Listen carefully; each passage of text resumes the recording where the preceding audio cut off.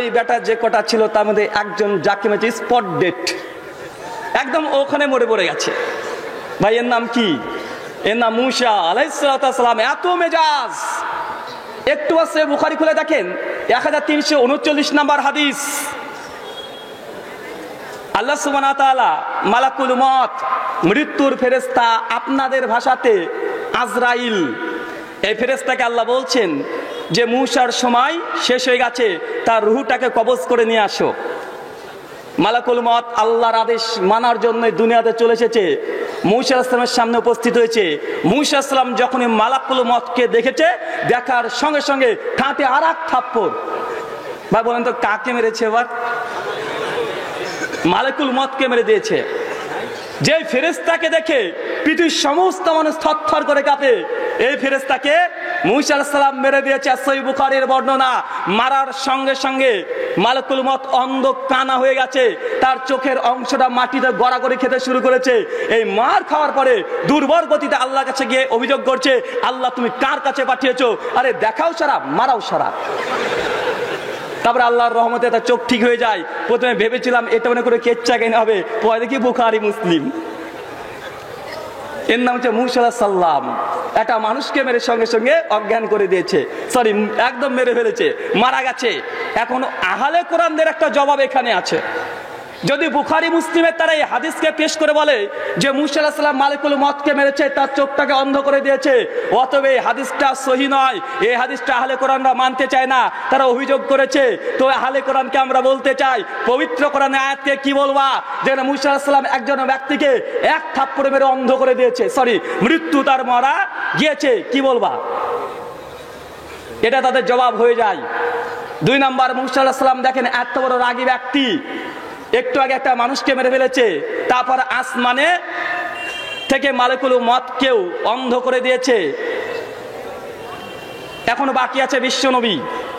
বিশ্বনবীর সঙ্গে আসমানে যখন ফিরে আসছে মেরাজের রাত্রিতে, ফেরার পরে বিশ্বনবীকে জিজ্ঞাসা করছে আল্লাহ আপনার উম্মতের জন্য কি বিধান আরোপ করেছে, আর আল্লাহ রাসূল বলছে ফারাজা খামসিন সলাতান, আমার উম্মতের জন্য 50 ওয়াক্ত নামাজ আল্লাহ ফরজ করেছে, সলাত ফরজ করেছে।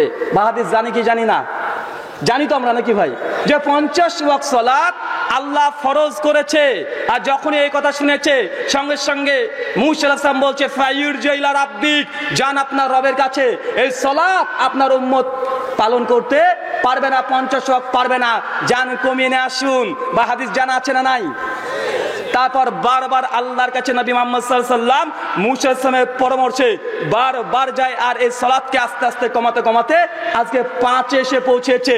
মানে এই হাদিস থেকে বেশ কিছু শিক্ষা লুকায়িত আছে। কয়েকটা পয়েন্ট আপনাকে হাদিস থেকে বলতে চাই।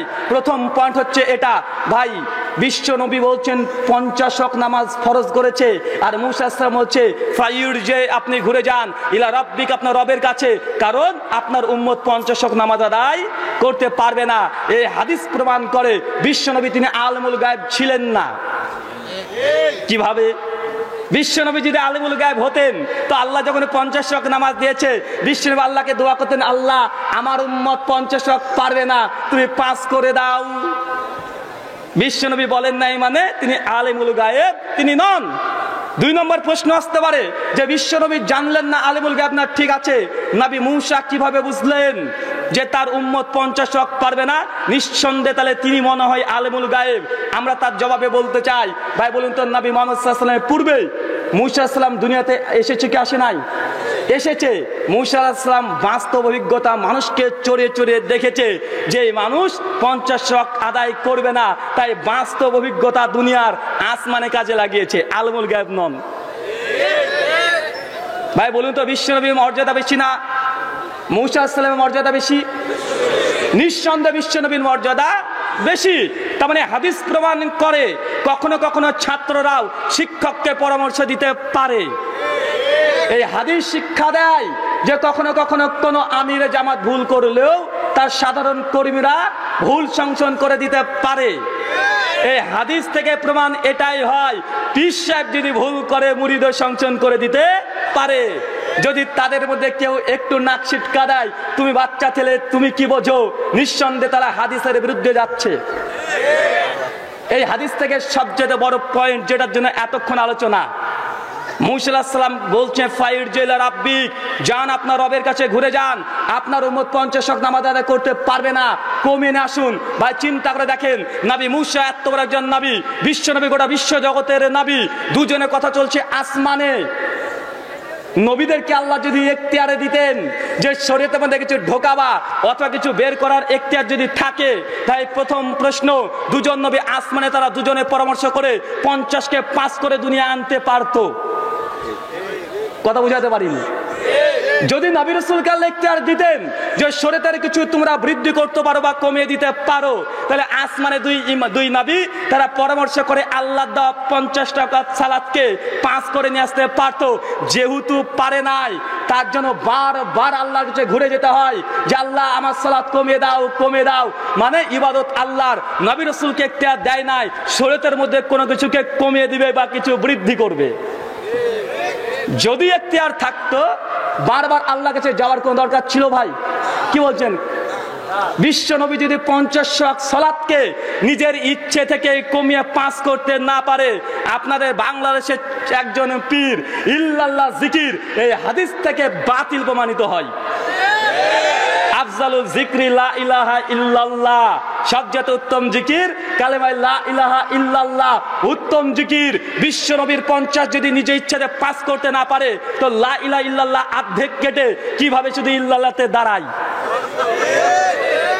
তার মানে বোঝা যায় তিনি যে 1 কোটি টাকা চ্যালেঞ্জ করেছে ওই টাকাটা আমার, আর তিনি যদি আমাকে টাকা না দেয়, আর কাল থেকে যতগুলো ভাত খাচ্ছে সব আমার টাকার ভাত।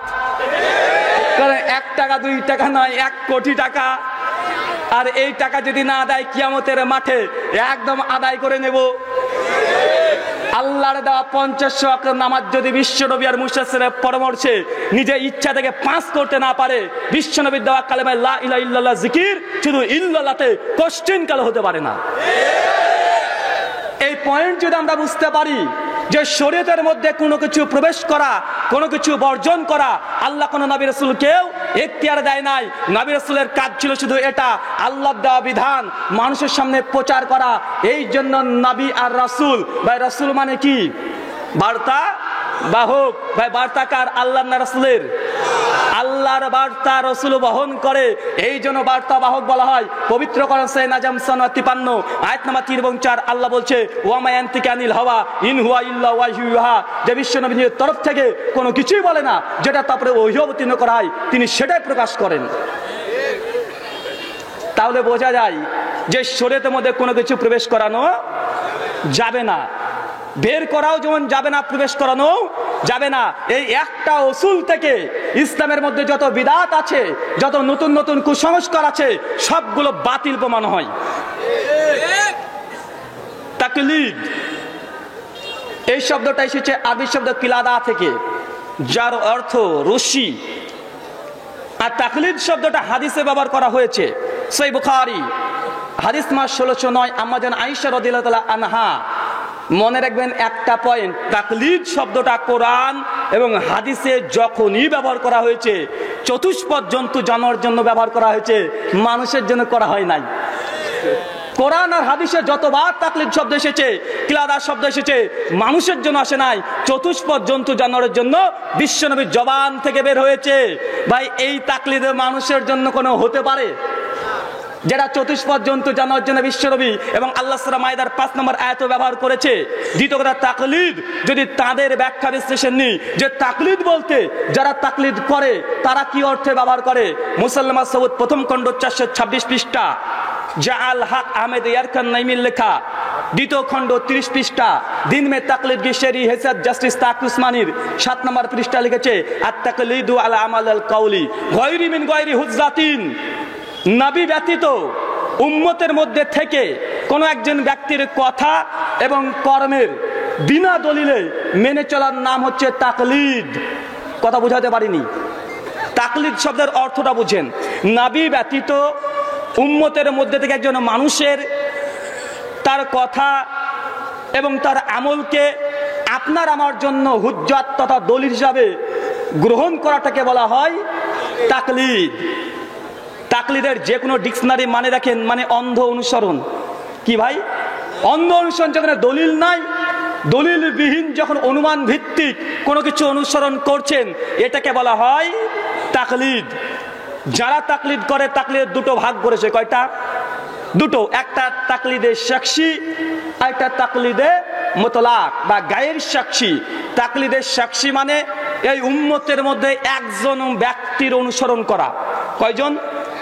একজন। আর গায়ের সাক্ষী মানে যখন কোরআন হাদিস যে ইমামের দিকে যাবে সেই ইমামের কথাকে গ্রহণ করা, এটাকে বলা হয় গায়ের সাক্ষী বা তাকলিদে মুতলাক। এই কথা দুটো না বুঝলে আলোচনা বুঝতে পারবেন না। আর এই দুটো যদি মানুষ আপনার মাথার মধ্যে ঢুকে যায়, তারা তাকলিদ প্রসঙ্গে যত মিথ্যাচার করে সবগুলোর জবাব দেওয়া সম্ভব। তাদের দাবি যে তাকলিদে মুতলাক হারাম, মানে যখন যে কোনো ইমামের অনুসরণ করবেন এই তাকলিদ জায়েজ নয়। কথা বুঝতে পারছেন? কারা কারা বুঝতে পারছেন হাত তোলেন তো দেখেন, বলুন তো প্রশ্ন কি করেছি। কারা কারা বুঝতে পারছেন না তারা হাত তোলেন। আপনাদের কেউ কেউ হাত তুলেছেন। তাকলিদের সাক্ষী মানে একজন ব্যক্তির অনুসরণ করা। তাকলিদে মুতলাক বা গায়ের সাক্ষী মানে যখন যে ইমামের কথা কোরআন হাদিসের নিকটে সহিহ প্রমাণিত হবে তার কথাটা মেনে নেওয়া। এখন তাকলিদের সাক্ষীকে তারা মনে করে ওয়াজিব বা ফরজ, আর তাকলিদে গায়ের সাক্ষী বা মুতলাককে তাদেরই ফতোয়া যেটা হারাম, করা যাবে না। এখন আমাদের আহলুল হাদিসদের তাকলিদ প্রসঙ্গে রায় কি, এটা জানার দরকার আছে না নাই? আমাদের নিকটে তাকলিদের সাক্ষী হোক আর তাকলিদে গায়ের সাক্ষী হোক, মুতলাক হোক, সবটাই হারাম। তাকলিদের সাক্ষী হোক, তাকলিদে গায়ের সাক্ষী হোক, এর দুটোই হারাম। আমাদের নিকটে ইত্তেবা, এটা হচ্ছে ফরজ। এবার আসুন কয়েকটা প্রমাণ দেখি যে তাকলিদের যে সংজ্ঞা, প্রথম যে নবী ব্যতীত কোনো ব্যক্তির কথা এবং কর্মের বিনা দলিলে মেনে চলার নাম হচ্ছে তাকলিদ। এই তাকলিদ শব্দের শরঈ অর্থ তারা যেটা প্রয়োগ করেছে এটাই কোরআন সুন্নাহ বিরোধী। কেন? তাকলিদ হচ্ছে বিনা দলিল, দলিল লাগবে না, এমনি অনুসরণ করো। ইমাম সাহেব বলেছে তাই মানতে হবে, পীর সাহেব বলেছে এই জন্য মানতে হবে, এটাকে বলা হয় তাকলিদ। আপনাদের ভাষায় বোঝার জন্য সুবিধা করে দিলাম। আসেন পবিত্র কোরআন কি বলে। পবিত্র কোরআন সূরা বাকারা 2 আয়াত নম্বর 11 আল্লাহ সুবহানাহু বলছে, কুল হাতু বুরহানাকুম ইন কুনতুম সাদিকিন, যদি তোমরা সত্যবাদী হয়ে থাকো তবে প্রমাণ পেশ করো, বুরহান পেশ করো, দলিল পেশ করো। তাকলিদ অর্থ হচ্ছে এটা, দলিলবিহীন কথা মেনে নেওয়া। আর আল্লাহ বলছে সত্যবাদী হলে তোমরা প্রমাণ পেশ করো। তার মানে বোঝা যায় কোরআনের আয়াতের সঙ্গে তাকলিদের সংজ্ঞার পরস্পর 100% বিরোধী। আর এই কারণে এটা কখনো জায়েজ হতে পারে না। কোরআনে বারবার বলছে সূরা নাহল 16 আয়াত নম্বর 43, ফাসালু আহলা যিকরি ইন কুনতুম লা তা'লামুন বিল বায়িনাত ওয়াজ জবুর, যদি তোমরা না জানো আহলে জিকির তাদের কাছে জিজ্ঞাসা করো, তবে বিল বায়িনাত ওয়াজ জবুর, তাই যে জিজ্ঞাসা করবে সুস্পষ্ট প্রমাণ সহকারে। ভাই এখানেও প্রমাণের কথা আসছে, দলিলের কথা আসছে, দলিলবিহীন ধর্ম মানা যাবে না। ভাই বলুন তো তাকলিদ খণ্ডন হচ্ছে কি হচ্ছে না? তাকলিদের সঙ্গে হচ্ছে দলিলবিহীন কথা গ্রহণ করা। আর আল্লাহ বারবার কোরআনে বলছে যে দলিল সহ জানো, দলিল তাদের কাছে চাও, যদি তোমরা তোমাদের দাবিতে সত্যবাদী হও। তার মানে বোঝে তাকলিদের সংজ্ঞাটা সম্পূর্ণ কোরআন সুন্নাহ বিরোধী।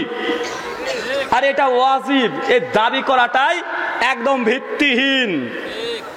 আসেন কোরআন থেকে হাদিস থেকে দিই কিছু হাদিস। আব্দুল্লাহ ইবনে মাসউদ রাদিয়াল্লাহু তাআলা আনহু, নাম শুনেছেন? 32 হিজরিতে সাহাবী মৃত্যুবরণ করেন। সুনানুল কুবরা লিল বাইহাকি হাদিস নাম্বার 2136, ইমাম আবু দাউদের কিতাবুজ জুহুদ হাদিস নাম্বার 300, মাজমাউজ জাওয়াইদ হাদিস নাম্বার 850, তাবরানি মুজামুল কাবির হাদিস নাম্বার 8764, সনদ হাসান। আব্দুল্লাহ ইবনে মাসউদ রাদিয়াল্লাহু তাআলা বলছে, লা তুকাল্লিদু দিনাকুম রাজুলান, তোমরা দিনের ব্যাপারে কোন ব্যক্তির তাকলিদ করো না। কোরআন থেকে স্পষ্ট যে তাকলিদ করা যাবে না। কারণ ধর্ম যদি পালন করতে চান দলিল ভিত্তিক পালন করতে হবে। আর আব্দুল্লাহ ইবনে মাসউদ যখন বলছে যে দিনের ব্যাপারে কোনো ব্যক্তির তাকলিদ করো না, একজন সাহাবীর কথার বিরুদ্ধে যদি উম্মতের কোনো ইমামের কথা চলে আসে বা কথা মানা যাবে? আব্দুল্লাহ ইবনে মাসউদ বলছে দিনের ব্যাপারে কারো তাকলিদ করো না। ভাই তারপরে সমাজে তাকলিদ আছে না নাই? অন্ধ অনুসরণ আছে না নাই?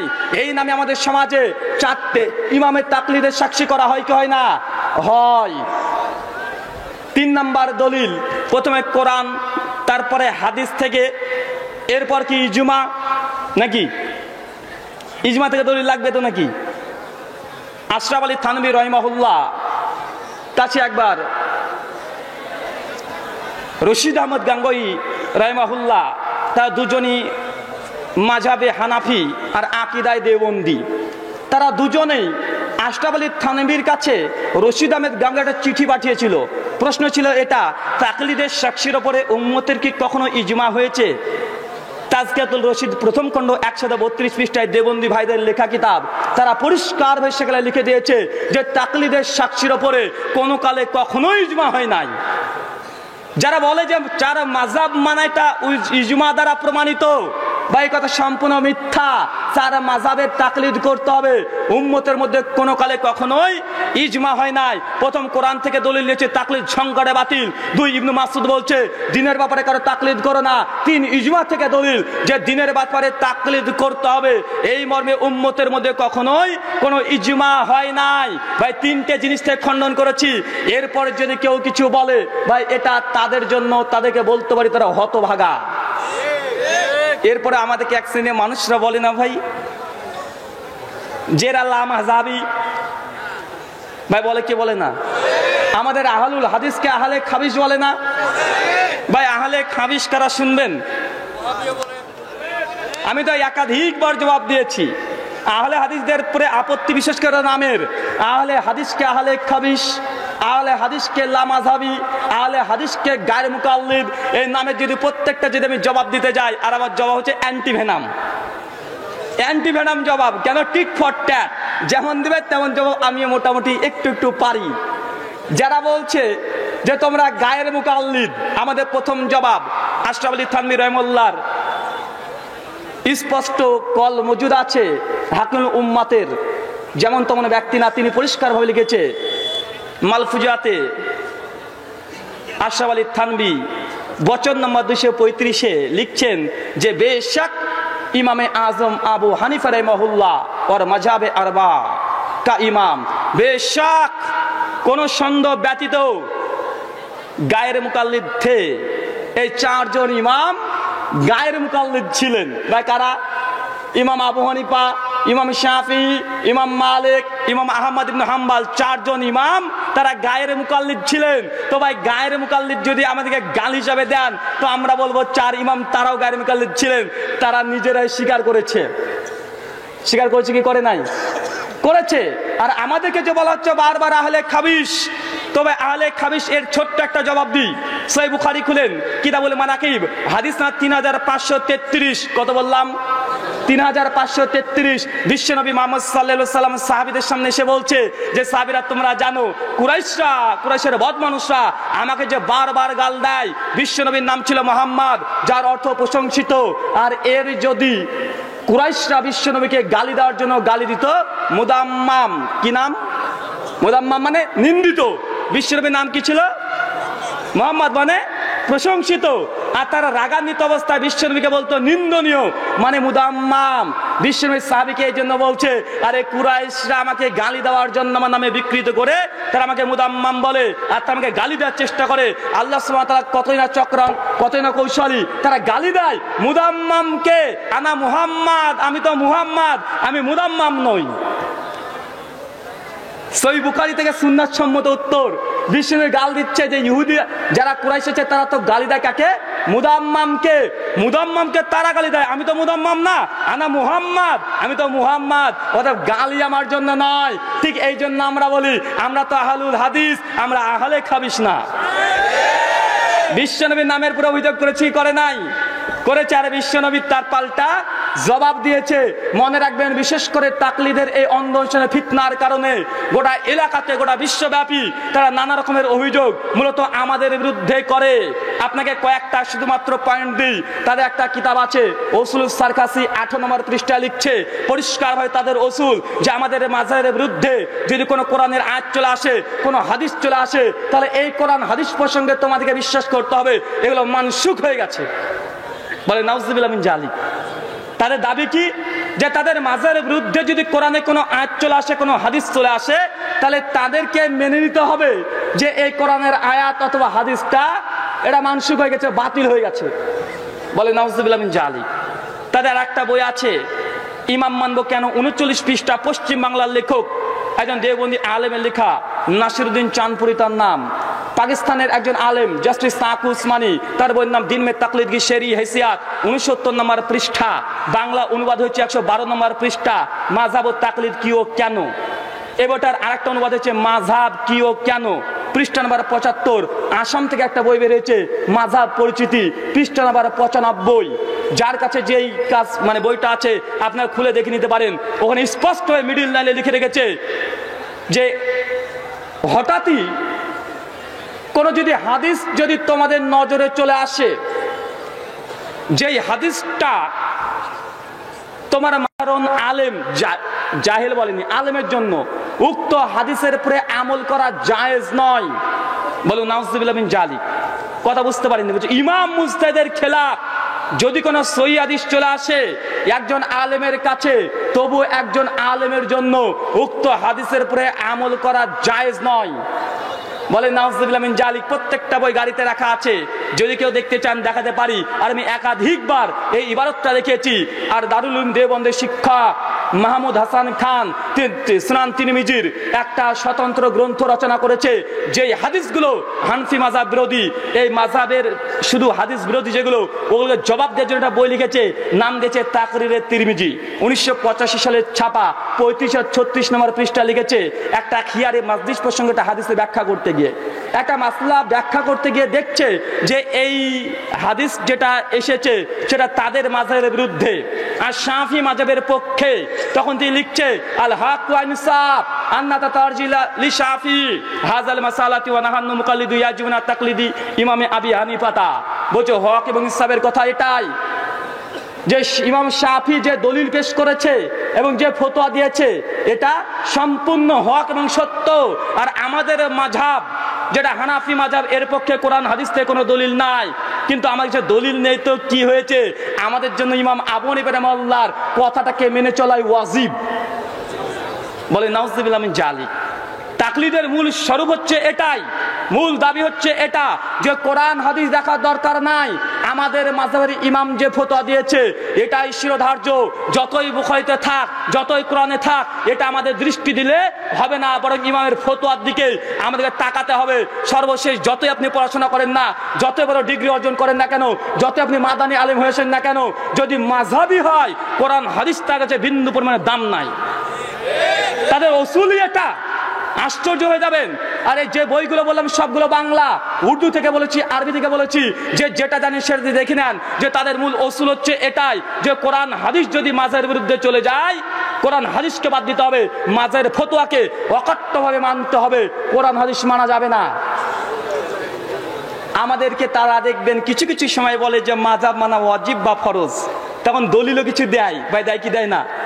আমি একদিন একটা আলেমের সঙ্গে আলোচনা করছি, আমি বলছি হুজুর আপনারা যে মাযহাব মানেন বা তাকলিদ করেন তো এটা কেন করেন? উনি তখন বলছে বাবা কোরআন আর হাদিস মহাসমুদ্র, এই সমুদ্রের মধ্যে থেকে মণিমুক্তা বের করা অত সোজা না। আমরা কোরআন হাদিস থেকে কোনো দলিল আমরা বের করতে পারি না বা বের করতে পারবো না, ইজতিহাদ করার ক্ষমতা আমাদের নাই, বা কোরআন হাদিস আমরা বুঝি না, এই জন্য আমাদেরকে তাকলিদ তথা মাযহাব মানতে হয়। ভাই এই কথা বলে কি বলে না? বলে। আমি তখন পাল্টা একটা প্রশ্ন করেছি উনাকে, আমি হুজুর এই যে মাযহাব যে মানতে হবে, তাকলিদ যে করতে হবে, এর পক্ষে দলিল কি? উনি তখন বলছে কেন, ইয়া আইয়ুহাল্লাযীনা আমানু, হে বিশ্বাসীগণ, আতিউল্লাহ, আল্লাহর আনুগত্য করো, ওয়াতি রাসূল, রাসূলের অনুসরণ করো, ওয়া উলিল আমরি মিনকুম, এই যে উলুল আমর আছে এর মাধ্যমে মাযহাব মানা ফরজ প্রমাণিত হয়। ভাই দলিল দেয় কি দেয় না? দেয় তো। আমি তাকে প্রথমে প্রশ্ন করছি হুজুর আপনি মাযহাব কেন মানেন? উনি বলছেন কোরআন হাদিস আমরা বুঝি না, বুঝতে পারি না, এই জন্যই মাযহাব মানি। যখন আমি বলেছি যে কোরআন হাদিস বুঝেন না, তো আপনি এই জন্য তাকলিদ করেন, যে তাকলিদ যে করতে দলিল কোথায়? ও একটা কোরআন থেকে দলিল দেয়। একটু আগে বলে কোরআন হাদিস আমরা বুঝি না, এই জন্য আমি মাযহাব মানি। আবার যেমন মাযহাব যে মানতে দলিল কোথায়? আবার কোরআন থেকে দলিল দেয়। আমি তো বলছি একটু আগে যে আপনি বললেন যে কোরআন হাদিস বুঝেন না এই জন্যই মাযহাব মানেন, তো এখন কোরআন থেকে দলিল দিতে পারলেন কিভাবে? ইমাম আবু হানিফা রাহিমাহুল্লাহ তিনি কি কোরআনের এই আয়াত থেকে ইজতিহাদ করে তাকলিদকে ফরজ ওয়াজিব বলেছেন? পৃথিবীতে এমন কোন গ্রন্থ আছে যে তাফসিরে আবি হানিফা মানে ইমাম আবু হানিফা রাহিমাহুল্লাহ কোরআনের আয়াতের তাফসির করেছে? এমন কোন কোরআন আছে, কোন তাফসির আছে? নাই। তো আপনি দলিল দিলেন কিভাবে? তারপরে এই আয়াতের দুটো জবাব। ভাই বলুন তো, এখানে উলুল আমরি মিনকুম, উলু শব্দটা একবচন না বহুবচন? বহুবচন। আর আরবি গ্রামারের যারা একটু পড়েছেন তারা জানেন যে আরবি বিশেষ করে গ্রামারে বহুবচনের জন্য কমপক্ষে 3 সংখ্যা দরকার। ভাই কত দরকার? 3 দরকার। তো উলু যদি বহুবচন হয় তো এই আয়াত বলছে যে কমপক্ষে 3 জন ইমামের একসঙ্গেই আনুগত্য করো।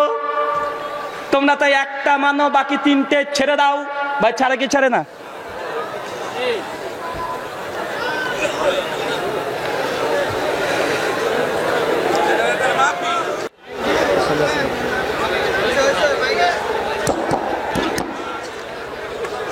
আসসালামু আলাইকুম ওয়া রাহমাতুল্লাহ। একটা বিরতি হলো নাকি? বিরতি দরকার আছে না নাই? দরকার আছে, বিরতি হয়ে গেল। মানুষ যে আপনারা মানুষ না ফেরেশতা বুঝতে পারছি না, যে এতক্ষণ ধৈর্য ধারণ করে আছেন কিভাবে। যদি সিনেমা হলে 2.5 ঘন্টা ধরে সিনেমা চলে, মাঝখানে যদি একটা হাফ টাইম ব্রেক না দেয় তো সিনেমা হলে পর্দা মর্দা সব ভেঙে চৌচির করে দেয়। আর আপনারা তখন থেকে বসে আছেন, এখন নড়াচড়া করছেন না, মানুষ না পায়জামা। এত ধৈর্য কোথা থেকে পেয়েছেন? তো যাই হোক, আমরা যে কথা বলছিলাম যে তাকলিদ প্রসঙ্গে তারা যে মুখ্য প্রথম দলিল দেয় যে উলিল আমরি মিনকুম, তো উলু শব্দটা বহুবচন, তার মানে বোঝা যায় যে ওই তাকলিদ করতে হয় একসঙ্গে কজন ইমামের করতে হবে? 3 জন ইমামের যদি না করে ইমামের বা কোরআনের আয়াতের উপরে আমল করা হলো কোশ্চিন কালেও নয়। তারা তো বলছে একটাকে মানতে হবে, 3টাকে ছেড়ে দিতে হবে। কেউ যদি একসঙ্গে হানাফি, শাফি, মালিকি 3টে মাযহাব মানে সে গোমরা এবং পথভ্রষ্ট হয়ে যাবে। তার মানে বলছে এই আয়াতের উপরে তাদেরই আমল নাই। তো এই দলিল দেয় কেন? এটা তাদের বিরুদ্ধে। এই দলিল তাদের বিরুদ্ধে থাকলে সাক্ষীর দলিল এটা নয়। 2 নম্বর, এই আয়াতে বলছে উলিল আমরি মিনকুম। বা মিনকুম মানে কি? তোমাদের মধ্যে থেকে। তার মানে তোমাদের মধ্যে মানে জীবিত না মৃতদের মধ্যে থেকে? জীবিতদের মধ্যে থেকে। তাহলে বোঝে তাকলিদ যদি এর থেকে প্রমাণ হয় তো জীবিত মানুষের তাকলিদ প্রমাণ হয়, মৃত মানুষের নয়। 4 ইমাম মৃত্যুবরণ করেছে কি করে নাই? করেছে। 2 নম্বর আরেকটা দলিল সূরা নাহাল 16 আয়াত নম্বর 43, ফাসালু আহলা যিকরি ইন কুনতুম লা তা'লামুন। যদি তুমি না জানো আহলে জিকিরের কাছে জিজ্ঞাসা করো, মানে আলেম ওলামার কাছে জিজ্ঞাসা করো। ভাই এই আয়াত দেওয়া হয় কি হয় না? হয়। তারা বলতে চায় যদি তুমি না জানো আলেম ওলামার কাছে জিজ্ঞাসা করো। এই জিজ্ঞাসা করাকে তারা তাকলিদ বলে। বা বলে কি বলে না? খণ্ডন করব। জিজ্ঞাসা করার নাম যদি তাকলিদ হয় তো আমাদের প্রথম যে জিজ্ঞাসা করা মানেই যদি তাকলিদ হয় তো বলুন তো একজন সাধারণ ভ্যান চালক, রিক্সা চালক ব্যক্তি কোন মাসালা জিজ্ঞাসা কার কাছে করে? কথা বলেন। একটা মসজিদের ইমামের কাছে জিজ্ঞাসা করে কি করে না?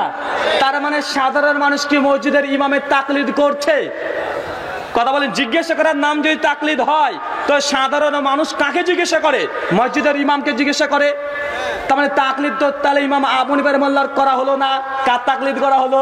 মসজিদের ইমামের। তো তারা কিভাবে বলবে নাকি যদি ইমাম আবু হানিফা তাকলিদ করে না, মসজিদের ইমামের তাকলিদ করছে? মনে রাখবেন, জিজ্ঞাসা করার নাম তাকলিদ নয়। জিজ্ঞাসা করার নাম তাকলিদ যদি তাহলে পড়ে অবশ্যই তাহলে বিশ্ব নবীকে তারা মুকাল্লিদ বানানোর একটা অপচেষ্টা। সূরা ইউনূস 10 আয়াত নম্বর 94 আল্লাহ বলছে ফাসালিল লাযিনা ইয়াকরাউনাল কিতাবা মিন ক্বাবলিক। হে বিশ্ব নবী, আপনি যদি না জানেন তো ইহুদি খ্রিস্টানকে জিজ্ঞাসা করেন, আহলে জিকিরকে জিজ্ঞাসা করেন। বা জিজ্ঞাসা করার নাম তাকলিদ নয়। যদি জিজ্ঞাসা করার নাম তাকলিদ হয় বা বিশ্ব নবী তাকে জিজ্ঞাসা করতে বলছে ইহুদি খ্রিস্টানের কাছে, তার মানে আল্লাহ বলছেন নবী তুমি মুকাল্লিদ হও ইহুদি খ্রিস্টানদের? বলে নাউযুবিল্লাহ মিন জালিক। এটা তাদের আয়াত দিয়ে তাকলিদ বাড়ানোর চেষ্টা করছে। ভাই এগুলো দলিল নয়, এগুলো নিছক তাদের শুধুমাত্র একটা মিথ্যা জিনিসকে সত্য প্রমাণ করার জন্য একটা ব্যর্থ চেষ্টা। আসেন আমি যে কথা বলেছি একটা প্রমাণ দিব যে তাদের মূল দাবি যে তাদের মাযহাবের বিরুদ্ধে যদি সহিহ হাদিস চলে আসে, হাদিস কেন মানবে না? যেহেতু তার মাযহার ইমাম বলেনি এই জন্য। এটা প্রমাণ নিবেন? ভাই আমরা রাফুল ইয়াদিন করি কি করি না? করি। ভাই এর পক্ষে হাদিস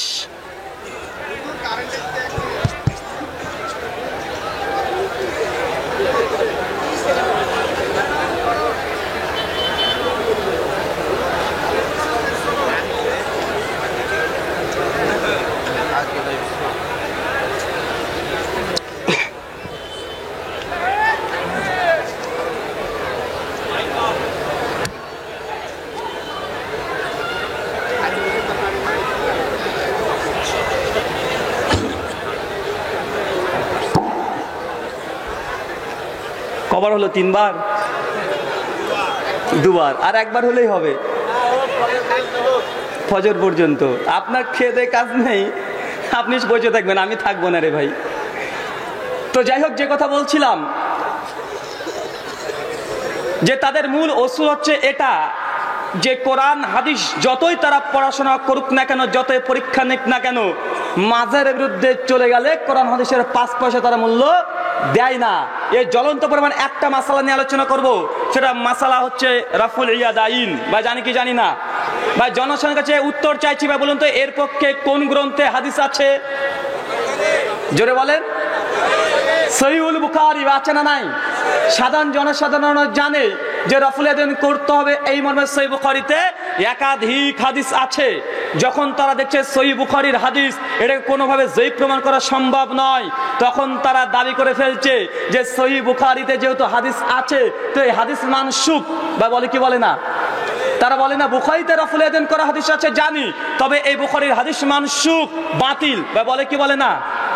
বা আসেন আমরা একটু আলোচনা করে দেখি যে রাফুল ইয়াদাইন কি এটা মানসুখ হয়ে গেছে? মানসুখ মানে কি যারা জানেন না তাদেরকে বলি। যারা বলছে রাফুল ইয়াদাইন প্রসঙ্গে তাদের মূল দাবি হচ্ছে এটা যে বিশ্বনবী প্রথম জামানাতে রাফুল ইয়াদাইন করতেন, শেষ জামানাতে রাফুল ইয়াদাইন বাদ দিয়েছে।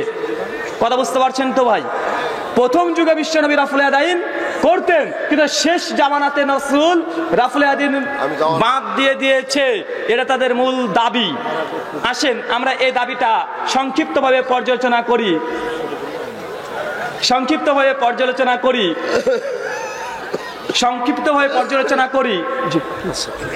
ঠিক আছে, আমরা এই দাবিটাকে দেখবো যে তাদের মূল দাবি যে রাফুল ইয়াদাইন বিশ্বনবী করতেন, তবে শেষ জামানাতে রাফুল ইয়াদাইন আর করে নাই। ভাই দাবি আছে না নাই? আছে।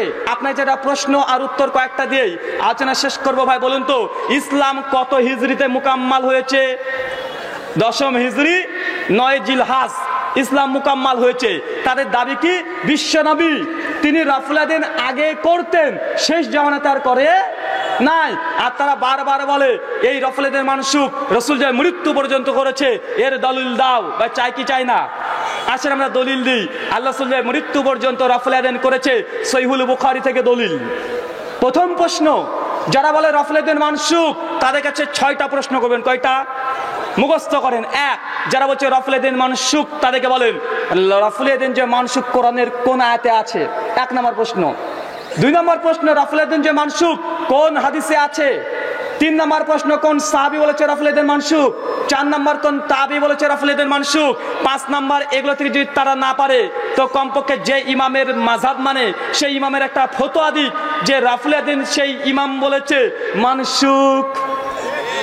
আল্লাহি, আল্লাহর কসম, ইমাম আবু হানিফা রাহিমাহুল্লাহ রাফুল ইয়াদাইন মানসুখ এই দাবি করেনি। এই দাবি তারও না, এটা নতুন দাবি। রাফুল ইয়াদাইন মানসুখ এটা নতুন দাবি। ইমাম আবু হানিফা রাফুল ইয়াদাইনকে মানসুখ বলেন নাই, একটা প্রমাণ নাই। 6 নাম্বার, যদি রাফুল ইয়াদাইন মানসুখ হয় তাদের প্রশ্ন করেন এটা কত হিজরিতে রাফুল ইয়াদাইন মানসুখ হয়েছে, কত হিজরি সেটা বলো। 7 নম্বর প্রশ্ন, রাফুল ইয়াদাইন যদি মানসুখ হয় তাদেরকে আবার জিজ্ঞাসা করেন যে মানসুখ কোথায় হয়েছে, মক্কাতে না মদিনাতে? কথা বুঝতে পারছেন? এই 7খানা আমাদের প্রশ্ন থাকলো। রাফুল ইয়াদাইন যারা বলছে মানসুখ তাদের জন্য তাদের কাছে জবাব আমরাও আশা করি। আসেন এবার আমরা দলিল নেই যে রাফুল ইয়াদাইন বিশ্বের মৃত্যু পর্যন্ত করেছে। প্রথম দলিল সহিহ বুখারী প্রথম খণ্ড 88 পৃষ্ঠা, দারুল উলুম দেওবন্দ থেকে ছাপা, হাদিস নাম্বার 631, বৈরুত প্রকাশনী। ইসলামিক ফাউন্ডেশন হাদিস নাম্বার 603, আধুনিক প্রকাশনী হাদিস নাম্বার 595। বিখ্যাত লম্বা হাদিস মালিক বিন হুয়াইরিস রাদিয়াল্লাহু তাআলা আনহু সূত্রে বর্ণনা। মালিক বিন হুয়াইরিস রাদিয়াল্লাহু তাআলা তিনি বলছেন যে আমি একদা বিশ্ব নবীর কাছে সাক্ষাৎ করতে গেলাম মদিনাতে। কোথায় ভাই? সাহাবীর নাম কি? মালিক বিন হুয়াইরিস। তিনি বলছেন বিশ্ব নবীর কাছে আমি সাক্ষাৎ করতে গেলাম মদিনাতে। একটা পয়েন্ট মনে রাখেন, মালিক বিন হুয়াইরিস রাদিয়াল্লাহু তাআলা আনহু তিনি 9ম হিজরিতে ইসলাম কবুল করে। কত হিজরি? 9ম হিজরি। তাবুকের যুদ্ধে, তাবুকের যুদ্ধ কত হিজরিতে হয়? নবম হিজরি, মালিক বিন হুয়াইরিস নবম হিজরিতে ইসলাম কবুল করেন। সহিহ বুখারী 631 নম্বর হাদিস, তিনি বলছেন যে বিশ্বনবীর কাছে আমি মদিনায় গিয়েছিলাম সাক্ষাৎ করতে, 20 দিন 20 রাত্রি বিশ্বনবীর সঙ্গে সময় অতিবাহিত করেছি, তার পিছনে সালাত আদায় করেছি। হঠাৎই বিশ্বনবী আমাদের চেহারা দেখে বুঝতে পারলেন যে আমাদের বাড়ির দিকে টান ধরেছে। বিশ্বনবী বিনয়ী এই জন্য জিজ্ঞাসা করলেন, মালিক বিন হুয়াইরিস তোমরা কি বাড়িতে যেতে চাইছো? তোদের মনটা কি উৎফুল্ল? সাহাবারা বলছে, ইয়া রাসূলুল্লাহ হ্যাঁ আমরা বাড়িতে যেতে চাই। তখন বিশ্বনবী অসংখ্য তাকে নসিহত করলেন, তার মধ্যে একটা নসিহত যেটা সমস্ত আহলে হাদিস জানে। কোন নসিহত? সাল্লু কামা রাআইতুমুনি উসাল্লি, সালাত আদায় করো সেইভাবে যেইভাবে আমাকে দেখলে। এবার হাদিসটা ভালো করে লক্ষ্য করেন। নবম হিজরিতে কে ইসলাম কবুল করে? মালিক বিন হুয়াইরিস। কবুল করার পরে মদিনাতে বিশ্বনবীর সঙ্গে কাছে আসেন সাক্ষাৎ করতে, 20 দিন 20 রাত্রি বিশ্বনবীর পেছনে সালাত আদায় করেছেন। ভাই 20 দিন যদি বিশ্বনবীর পেছনে সালাত আদায় করে, কত ওয়াক্ত নামাজ পড়েছে? কমপক্ষে 100 ওয়াক্ত। আর আল্লাহ রাসূল এই মালিক বিন হুয়াইরিসকে বলেছে, এই যে আমার পেছনে 20 দিন 20 রাত্রি সালাত আদায় করলে, আমাকে যে সালাত আদায় করতে দেখলে ঠিক এইভাবে সালাত আদায় করবে। এখন বোঝাচ্ছে নবম হিজরিতে তার মানে একজন সাহাবী তিনি বিশ্বনবীর পেছনে সালাত আদায় করেছে 100 ওয়াক্ত। আর এই সাহাবী বলতে পারবে বিশ্বনবীর নবম হিজরিতে কেমন আমল ছিল, রফলে দেন করা না না করা? ভাই বোঝা যাবে কি যাবে না? যাবে। সহিহ বুখারী খুলেন 824 নম্বর হাদিস। মালিক বিন হুয়াইরিস গ্রামে চলে এসেছে, এবার মদিনা থেকে নিজ গ্রামে এসে তখন বাকি সাহাবীদেরকে বলছে, আসো মসজিদে আসো, তোমাদেরকে বিশ্বনবীর সালাত দেখাবো। সালাত আদায় করা আমার উদ্দেশ্য নয়, বরং বিশ্বনবীর সালাত দেখানো আমার উদ্দেশ্য। মালিক বিন হুয়াইরিস কিভাবে সালাত আদায় করলেন? সহিহ বুখারী হাদিস নাম্বার 737 আর 739 খুলে দেখেন। মালিক বিন হুয়াইরিস বলছে, আমি বিশ্বনবীকে দেখেছি তিনি যখন রুকুতে যেতেন, রুকু থেকে উঠতেন, তখন তিনি সালাতে রাফুল ইয়াদাইন করতেন। ভাই বন্ধু, কত হিজরির আমল প্রমাণিত হলো? কেন মালিক বিন হুয়াইরিস তার মুসলিম হওয়ার আগে তো আর আল্লাহ রাসূলের পিছনে সালাত আদায় করে নাই। মুসলিম হওয়ার পরে নবম হিজরিতে মদিনায় আসেন, 20 দিন 20 রাত্রি 100 ওয়াক্ত নামাজ পড়েছে। নবম হিজরির আমল বর্ণনা করছে যে বিশ্বনবীকে দেখেছি রুকুতে যাওয়ার সময়, রুকু থেকে ওঠার সময় তিনি রাফুল ইয়াদিন করেছে। ভাই আমরা নবম হিজরির দলিল দিলাম, নবম হিজরিতে ইসলামে রাফুল ইয়াদিন ছিল। এবার তোমরা দলিল দাও যে রাফুল ইয়াদিন যদি মানসিক হয়ে থাকে কত হিজরিতে হয়েছে? 10ম হিজরিতে ইসলাম মুকাম্মাল পরিপূর্ণ। 10ম হিজরির পরে নিঃসন্দেহে আর কোন জিনিস মানসিক হতে পারে না। ভাই পারে? আর একটা দলিল দিই, 10ম হিজরিতেও ইসলামের রাফুল ইয়াদিন ছিল জ্বলন্ত প্রমাণ। সূরা নাসাই হাদিস নাম্বার 1159, সূরা নাসাই কুবরা হাদিস নাম্বার 750, মুসনাদে হুমায়দি হাদিস নাম্বার 1360। ওয়াইল বিন হুজর রাদিয়াল্লাহু তাআলা আনহু, নাম শুনেন নাই? এই সাহাবীও নবম হিজরিতে ইসলাম কবুল করে। কত হিজরি? দলিল উমদাতুল কারি বদরুদ্দিন আইনি হানাফি রাহিমাহুল্লাহর লেখা সহিহুল বুখারীর ব্যাখ্যা 735 নম্বর হাদিসের অধীনে তিনি আলোচনা করতে গিয়ে তিনিও লিখেছেন, ওয়াইল বিন হুজর রাদিয়াল্লাহু তাআলা আনহু তিনি নবম হিজরিতে ইসলাম কবুল করেন। সূরা নাসাই 1159 নম্বর হাদিস খুলে দেখেন। ওয়াইল বিন হুজর বলছেন, আমি ইসলাম কবুল করার পরের বছরে মদিনাতে গিয়েছি, আল্লাহ রাসূলের সঙ্গে সালাত আদায় করেছি। এশার সালাত বিশ্বনবীকে আমি দেখলাম রুকুতে যাওয়ার সময়, রুকু থেকে ওঠার সময় চাদরের মধ্য থেকে হাত বের করে রাফুল ইয়াদিন করছে, মানে শীতের সময়। ভাই নবম হিজরিতে ইসলাম কবুল করেছে। সূরা নাসাইর হাদিস 1159। তার পরের বছর মানে ইসলাম কবুল করার পরের বছর কত হিজরি? 10ম হিজরি। বলছে তার মানে 10ম হিজরিতে বিশ্বনবীর পেছনে এসেছি, সালাত আদায় করেছি, আর বিশ্বনবীকে দেখেছি তিনি চাদরের মধ্যে থেকে রুকুতে যাওয়ার সময়, রুকু থেকে ওঠার সময় রাফুল ইয়াদিন করেছে। ভাই বন্ধু, কত হিজরি পর্যন্ত দলিল দিলাম? 10ম হিজরি ইসলাম পূর্ণ হয়েছে। কত হিজরি? 10ম হিজরি। তার মানে বোঝা গেল 10ম হিজরি পর্যন্ত দলিল দিলাম ইসলামের রাফুল ইয়াদিন ছিল, বিশ্বনবী করেছে। কেন মানবে না? ওই যে একটা উসুল, আমাদের মাঝের বিরুদ্ধে চলে গেলে, যতই সহিহ হাদিস আসুক না কেন, ইমামের বিরুদ্ধে চলে গেলে এই কথা মানা যাবে না, বরং ইমামের কথাকেই প্রাধান্য দিতে হবে। বা জ্বলন্ত উদাহরণ পেলেন কি পেলেন না? 10ম হিজরির মধ্যে দলিল আমরা দিলাম, খণ্ডন করে দেখা সহিহ বুখারীর হাদিসকে যে নবম হিজরিতে মালিক বিন হুয়াইরিস তিনি ইসলাম কবুল করেন নাই। পারবে না। কেন? যে কোনো রিজাল শাস্ত্র গ্রন্থ ওঠালে দেখতে পাবে মালিক বিন ওয়ারিস নবম হিজরিতে ইসলাম কবুল করে, ওয়াইল বিন হুজর নবম হিজরিতে ইসলাম কবুল করে, আর তিনি দশম হিজরিতে মদিনায় এসেছেন।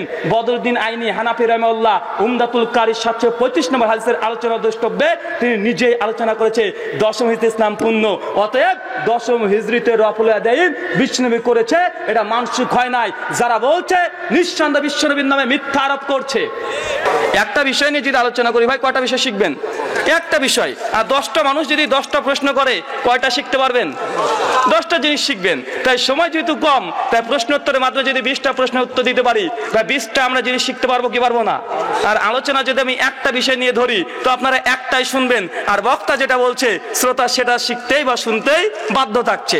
তাই আমি চাইছি যে আপনাদের সঙ্গে আমারও একটু কথোপকথন হোক, আপনারাও যেগুলো জানতে চাইছেন আমরা সেগুলো আপনাদেরকে জানানোর চেষ্টা করছি। সংক্ষিপ্ত কয়েকটা কথা ভাই, আপনাদের একটা যে বিষয়ে আজকে সংক্ষিপ্ত আলোচনা করব, যে ইবাদত কবুলের প্রথম একটা শর্ত নিয়ে। ভাই কি বললাম? আজকের আলোচনা প্রথম অংশে ইবাদত কবুলের প্রথম শর্ত। ইবাদত কবুলের 6টা শর্ত আছে। কয়টা ভাই? 6টা। ইবাদত কবুলের প্রথম শর্ত এক, ঈমান। কি বললাম? ঈমান ব্যতীত কোন মানুষের ইবাদত আল্লাহ কবুল করবেন না। 2, ইবাদত কবুলের 2 নম্বর শর্ত নিয়াত খাস আল্লাহর জন্য হতে হবে। 3, ইবাদত কবুলের শর্ত প্রত্যেকটা ইবাদত যখন আপনি করবেন তখন খাবার মানে যখন ইবাদত করবেন তার পূর্বে আপনাকে হালাল উপার্জন এবং হালাল জিনিস ভক্ষণ করতে হবে। ইবাদত কবুলের 4 নম্বর শর্ত সুন্নাতি তরিকায় হতে হবে। ইবাদত কবুলের 5 নম্বর শর্ত বিদআত মুক্ত অবস্থা হতে হবে। ইবাদত কবুলের 6 নম্বর শর্ত শিরিক মুক্ত অবস্থা হতে হবে। ভাই কটা বললাম? ইবাদত কবুলের ইন টোটাল 6টা শর্ত। এখন 6টা শর্ত নিয়ে যদি ব্যাপক আলোচনা করতে চাই ভাই কমপক্ষে 3 থেকে 4 ঘন্টার জরুরত আছে। আর আমাদের এখন আলোচনা ভাই ইন্টারনেটে ইউটিউবে গিয়ে পাবেন কি পাবেন না? এখনই বাড়িতে চলে যাবেন, বিছানাতে চাদরটাকে মুড়িয়ে দিবেন, তারপরে ইউটিউবে গিয়ে লিখবেন BR স্পেস রাহুল হোসেন ইবাদত কবুলের শর্ত, আলোচনা পাবেন কি পাবেন না? পাবেন। এখানে আপনাকে ধৈর্য ধারণ করতে হবে না। আপনি বাড়িতে বিছানাতে আরামসে আপনি শুনতে পারবেন কি পারবেন না? কানে হেডফোন দিয়ে ঠান্ডাও লাগবে না। আলহামদুলিল্লাহ, আল্লাহ সুবহানাহু ওয়া তাআলা আমাদেরকে এমন একটা সময় জন্ম দিয়েছে, এমন এক সময় আমাদেরকে পৃথিবীতে পেটে পাঠিয়েছে বা বন্ধু দিন শেখা এখন কি খুব কঠিন কাজ? জি না। চিন্তা করে দেখেন, ইমাম বুখারী রাহিমাহুল্লাহ 6 লক্ষ তিনি হাদিসের হাফেজ ছিলেন। তিনি শুধুমাত্র বুখার থেকে কুফাতে 400 বার গিয়েছে। চিন্তা করেছেন? তখন রকেট ছিল, কোন যানবাহন ছিল, গাড়ি ছিল? জি না। 400 বার ইমাম বুখারী শুধু হাদিস শিক্ষা করার জন্য বারবার তিনি শুধুমাত্র কুফাতে গিয়েছেন। ভাই তাদের যে কষ্টের ফল আজকে ছোট্ট একটা বুখারী মাত্র 600 টাকাতে আমরা পাচ্ছি কি পাচ্ছি না? কিন্তু এই বুখারী রচনা করতে তার কত সময় কেটেছে, কত পরিশ্রম, কত শ্রম, কত অর্থ ব্যয় করেছে আপনি চিন্তা করতে পারবেন না। কিন্তু আজকে আমরা সেই সহিহ বুখারী বাড়িতে আছে, সেটা আমরা খাতমে বুখারী দিচ্ছি, কিন্তু বুখারীর প্রতি আমল নাই। তার কত কষ্টের ফল। ইমাম বুখারী রাহিমাহুল্লাহ শুধু নিজে পায়ে হেঁটে যে কষ্ট করেছে এমনটি নয়, বরং ইমাম বুখারী রাহিমাহুল্লাহ সহিহ বুখারীকে রক্ষা করার জন্য ইমাম বুখারী রাহিমাহুল্লাহ তিনি 100 স্বর্ণ মুদ্রা তিনি হারিয়ে ফেলেছেন। আমরা অনেকে ঘটনা জানি না। ইমাম জাহাবী রাহিমাহুল্লাহ শিয়ারু আনামিন নুবালা অষ্টম খণ্ড 48 পৃষ্ঠাতে একটা ঘটনা রচনা করেছে। ইমাম হাজার আসকালানী রাহিমাহুল্লাহ সহিহ বুখারীর শারাহ ফাতুহুল বারী মুকদ্দমা 58 পৃষ্ঠায় ঘটনা উল্লেখ করেছে। ইমাম বুখারী রাহিমাহুল্লাহ কোন একদিন একটা সফরে যাচ্ছিলেন, নৌকা সফরে। কিসের ভাই? পানিপথে নৌকা সফর করতে শুরু করেছেন।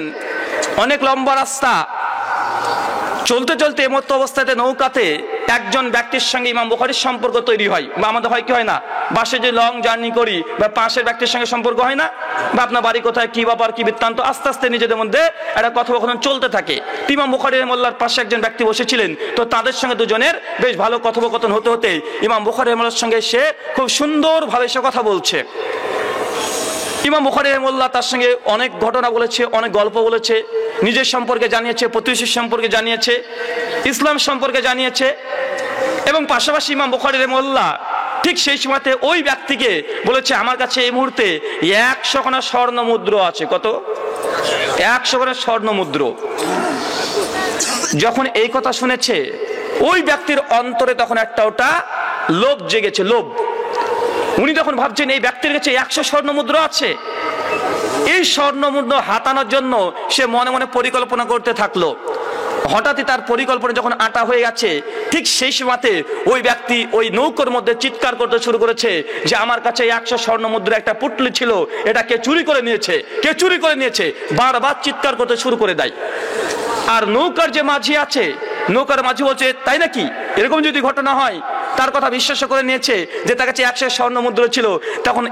তখন ওই নৌকার মাঝি তখন বলছেন যে এই নৌকার যাত্রীদের মধ্যে যত যাত্রী আছে প্রত্যেককে চেক করো, প্রত্যেকটা শরীর চেক করো। একের পর এক সমস্ত যাত্রীদের তখন চেক করতে শুরু করে দিয়েছে নৌকার মাঝি, কে চুরি করেছে 100 স্বর্ণ মুদ্রা। কেন?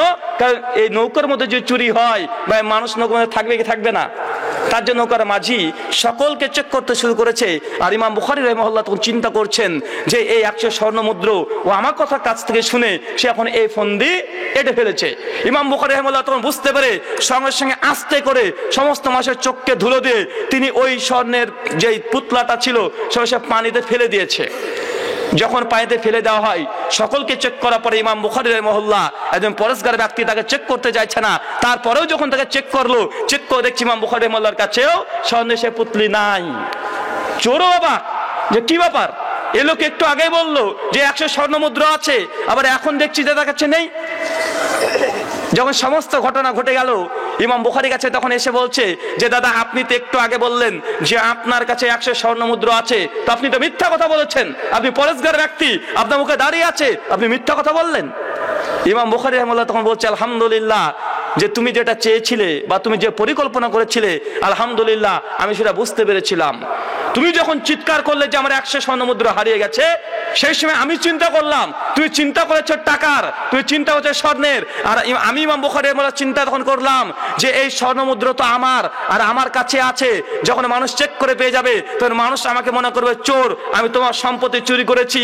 আর পৃথিবীর মানুষ আমার প্রতি মানুষ ভরসা করে, আমি বিশ্বনবীর হাদিস সংগ্রহ করি, মানুষ আমাকে ভালোবাসে সম্মান করে, কেন? যে বিশ্বনবীর আমি হাদিস সংরক্ষণ করি, মানুষ আমাকে হাদিস নিতে আসে। এখন যদি একটা এই ঘটনার কারণে মানুষ যদি আমাকে ইমাম বুখারীকে চোর মনে করে, আমার একটা হাদিসও মানুষ গ্রহণ করবে না, বিশ্বনবীর হাদিস অপমান হবে, আমি ইমাম বুখারী রাহিমাহুল্লাহ এটা সহ্য করতে পারবো না, এই জন্য স্বর্ণের পুতলা আমি পানিতে ফেলে দিয়েছি। আল্লাহু আকবার। ইমাম বুখারী রাহিমাহুল্লাহ তার চিন্তা দেখেন যে আমার নিজেরই স্বর্ণ, এখন যদি মানুষ যদি দেখে না আমি আর স্বর্ণ, কারণ ও বলে দিয়েছে যে 100 করে স্বর্ণ মুদ্রা আছে। ইমাম বুখারী খুব সুন্দরভাবে তাকে জানিয়েছে, আর ওটা নিয়ে কিন্তু ফোন দিয়ে এটেছে।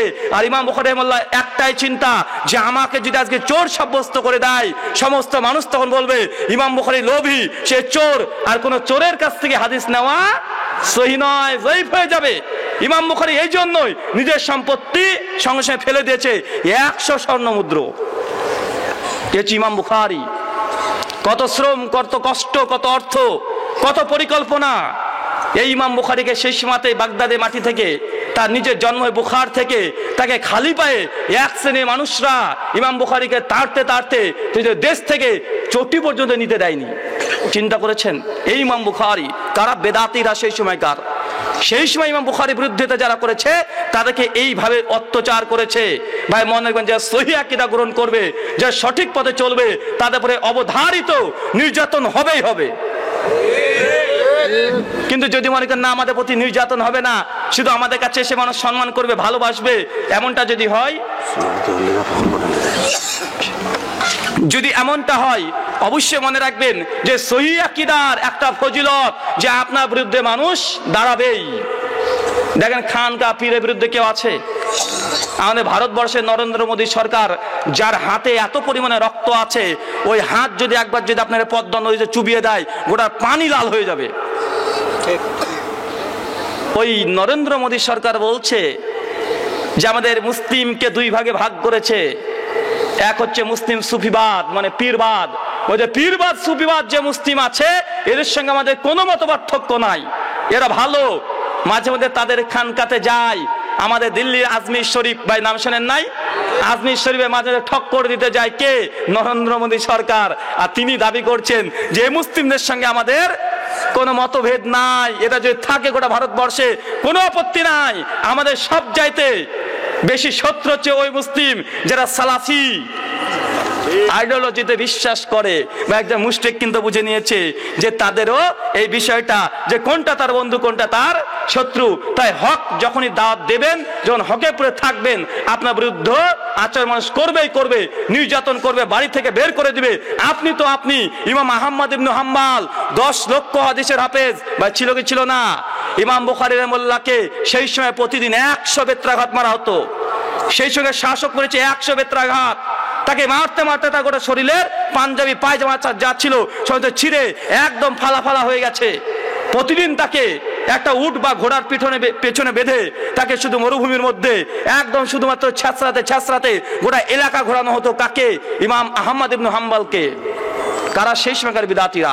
মনে হয় বিদাতিদের শক্তি শুধুমাত্র কিসে? হাতে। কিসে ভাই? হাতে। আর যারা সহি বা সঠিক পথে থাকবে তাদের একটাই দলিল, শুধু ইলম, জ্ঞান দিয়ে তারা লড়াই করে, তারা হাত কখনো তোলে না। তার জন্য কোরআনেও দেখবেন যখন হাবিল আর কাবিলের ঘটনা পড়েন নাই ভাই, যখন এক ভাইয়ের আল্লাহ কুরবানি কবুল করে নিয়েছে, আর এক ভাইয়ের কবুল করেনি, তখন আর এক ভাই হচ্ছে তোর কবুল করছে আমার করেনি, তখন তাকে হত্যা করে ফেললো। কথা বুঝাতে পারিনি? যখন দেখছে যে একজনে কবুল করে নিয়েছে আরেকজনে কবুল করেনি, তা দুই ভাই আল্লাহ একজন ইবাদত যখন কবুল করেছে আর একজনে কবুল করে নাই, তখন বলুন তো যার কবুল করে নাই রাগান্বিত অবস্থায় কিছু আর পারেনি, মার ওকে, নিজের ভাইকে মেরে ফেলেছে। তাই মনে রাখবেন এটা আদিবদ্ধ কাল ধরে হয়ে আসছে, যখন দলিল নাই তখন মার। একদম আদর্শের সন্তান থেকে শুরু হয়েছে। মহান সত্তার কাছে দোয়া এ প্রার্থনা, আল্লাহ সুবহানাহু ওয়া তাআলা তুমি আমাদেরকে সঠিক বোঝার তৌফিক দান করো, আল্লাহুম্মা আমিন। ভাই আপনি কি দেখেছেন যখনই শুধুমাত্র ইসলামের নয়, ডক্টর জাকির নায়কের নাম শুনে নেই ভাই? ডক্টর জাকির নায়কের কথা বা ডক্টর জাকির নায়ক যখন কথা বলে, ভাই গোটা বিশ্বের একদম সমস্ত হিন্দু বলেন, খ্রিস্টান বলেন, ইহুদি বলেন, ভাই তারা থরথর করে কাঁপে কি কাঁপে না? ডক্টর জাকির নায়ক কি খুব বড় সড়ো মোটা সোটা ব্যক্তি না, পাতলা খিটখিটে। তাকে দেখে তো ভয় কেন? তাকে ভয় শুনবে একটাই কারণ, যে তার জ্ঞান। ডক্টর জাকির নায়কের কথা শুধুমাত্র কি আছে? তার কাছে অস্ত্র আছে বা কোনো বড় মাস্তান কোনো ব্যক্তি এমনটি নয়, কিন্তু তিনি যখন একটা ধর্ম নিয়ে বলতে শুরু করেন, বা সমস্ত ধর্মের অনুসারীরা মুখ বন্ধ করে বসে থাকে কি থাকে না? থাকে। কেন? তাকে আল্লাহ জ্ঞান দিয়েছে, জ্ঞানটা কাজে লাগাচ্ছে। তাই ডক্টর জাকির নায়ককে ভারত থেকে ব্যান করা হয়েছে কি হয় নাই? হয়েছে। কেন? ডক্টর জাকির নায়ক হিন্দু ধর্ম প্রসঙ্গে এমন এমন কথা বলেছে যে তাদের মাথার টনক পর্যন্ত ঘুরে গেছে। আর তারাও জানে ডক্টর জাকির নায়ক এইভাবে যদি 20 বছর বেঁচে থাকে আর 20 বছর যদি ভারতের মাটিতে কাজ করে, তো ভারতের একটাও হিন্দু আর হিন্দুত্ব পাওয়া যাবে না, সবই মুসলিম হতে শুরু করবে। আর অটোমেটিক সেটা দেখা যাচ্ছিল যে ডক্টর জাকির নায়ক যখন ভারতবর্ষে বক্তৃতা দেয়, একটা বক্তৃতা পরে 10, 20, 50, 100 করে মানুষ কালেমায়ে শাহাদাত পাঠ করছে প্রকাশ্য দিবালোকে। এটা তারা সহ্য করতে পারে নাই। তাই বলবে দেখবেন শুধুমাত্র ইসলামের মধ্যে হক প্রচার নয়, শুধুমাত্র মুসলিমরা তো বিরোধিতা করবেই, বেদাতিরা যেমন বিরোধিতা করবে, বেধর্মীরাও বিরোধিতা করবে কি করবে না? করবেই, নিশ্চিত করবে। তবে মনে রাখবেন দাওয়াতের ক্ষেত্রে দুটো জিনিসকে মনে রাখবেন। কটা জিনিস? দুটো। এক, দাওয়াত যখন দিতে যাবেন প্রথম ধর্মগ্রন্থের আলোকে দাওয়াত দিবেন। কিসের আলোকে? ধর্মগ্রন্থের আলোকে। ধরুন হিন্দুদেরকে দাওয়াত দিবেন, হিন্দুকে যদি এখন বলেন ভাই কোরআন মাজিদে আছে সূরা ইখলাস সূরা নম্বর 112 আয়াত নম্বর 1 থেকে 4, কুল হু আল্লাহু আহাদ, বলো তিনি আল্লাহ এক এবং অদ্বিতীয়। এই কথা যদি তাদেরকে শোনান বা বলুন তো তারা কি সহজে মানতে চাইবে? বলে তোমাদের কোরআন তোমরা মানো, বা বলবে কি বলবে না? যখন কোরআন দিয়ে দাওয়াত দিতে যাই সে সময় একটু কঠিন হয় কি হয় না? অবশ্যই কঠিন একটু হলে হয়। ঠিক এই জন্য হিন্দু ভাইদেরকে যখন দাওয়াত দিতে যাবেন বলে কোরআন মাজিদ বলছে কুল হু আল্লাহু আহাদ, বলো তিনি আল্লাহ এক এবং অদ্বিতীয়। দাদা দেখুন আপনাদের গীতা শ্রীমদ্ ভাগবত গীতা অধ্যায় 17 অধ্যায় 7 শ্লোক নম্বর 17 একই কথা বলেছে। কি বলছে? একই ভক্তির বিশিষ্যতে, শুধুমাত্র এক ঈশ্বরের উপাসনা করো, একজনেরই বন্দনা করো। দাওয়াতটা দেওয়া সোজা হলো কি হলো না? তাকে কোরআনের দাওয়াত দিলাম, কোরআনের আয়াত দেখিয়ে, আবার বললাম গীতাতেও একই কথা লেখা আছে ভাই। আপনি বলবেন যে আমরা মুসলিমরা আমরা মূর্তি পূজা করি না, ভাই মূর্তি পূজা করি না। তা তখন তাকে যখন দাওয়াত দিতে দেবেন যে ইসলাম বলেছে মূর্তি পূজা করা নিষিদ্ধ, হারাম, আল্লাহ সুবহানাহু ওয়া তাআলা কোনো প্রতিকৃতি কোনো মূর্তি নির্মাণ করা যাবে না, ইসলাম হারাম করেছে, যখন কোরআন থেকে বলবেন অত সহজে মানতে চাইবে না। ঠিক একই কথা তাদের ধর্মগ্রন্থ আবার বলেন দাদা শ্রীমদ্ ভাগবত গীতা অধ্যায় নম্বর 7 শ্লোক নম্বর 20 একই কথা লেখা আছে। মন্ত্র কি লেখা আছে দেখেন, মন্ত্র বলছে কামো নাস্তে নতস্তে হতগ্নাহ প্রপদান্তে নদবতাহ তাম তাম নস্ত প্রগতি নাতশা। কিছু বুঝলেন না? ভাবলেন যে ভারত থেকে আগে ধরে আসলাম, ঠাকুর না মৌলবি। বলছে কামান আস্তে নাস্তে হেতজ্ঞানাহ প্রপদান্তে নদবতাহ তাম তাম নস্ত প্রগতি নাতশা।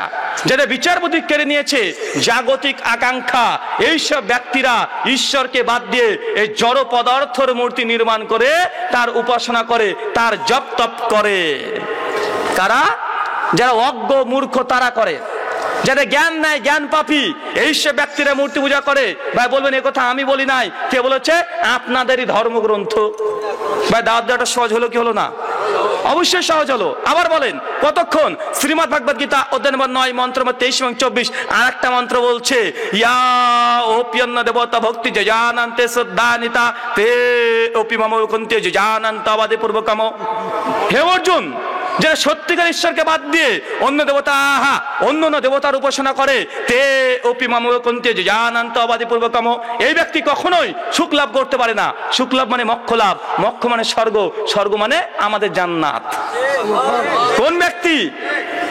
যে ব্যক্তি স্পষ্ট এক ঈশ্বরকে বাদ দিয়ে অন্য দেবতা অনেকগুলো দেবতার উপাসনা করে, সে ব্যক্তি কখনোই স্বর্গে যেতে পারবে না। ভাই কোরআন থেকে বললে অত সহজে গ্রহণ করবে না। কোরআনও দেখান, আবার তার ধর্মগ্রন্থও দেখান। বা বলুন তো, সে যদি নিরপেক্ষ দৃষ্টিভঙ্গির লোক হয়, বা দাওয়াত দেওয়াটা সোজা হলো কি হলো না? অবশ্যই আমাদের জন্য সোজা হয়ে গেল। তাই মনে মনে দাওয়াত দেওয়ার সময় কোরআনের দাওয়াত দিবেন, কোরআনকে পেশ করার পরে মুতাবাআত হিসাবে মানে সমর্থনকারী হিসাবে ওটাকে আবার তাদের ধর্মগ্রন্থ থেকে দেখিয়ে দেন।